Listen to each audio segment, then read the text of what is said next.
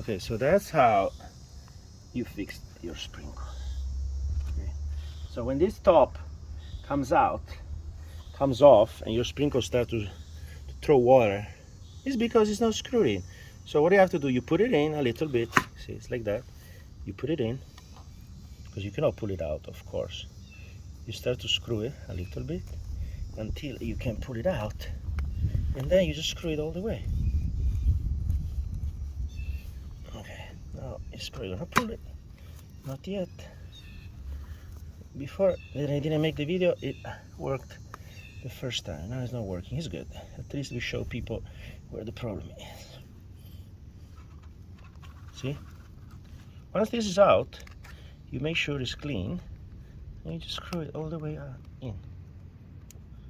Of course, if it's cracked, if he has a problem, he's not gonna screw it well, and it's gonna come out again. So what you can do also, you can put glue here, or you have to change the whole sprinkler. Done. Problem solved.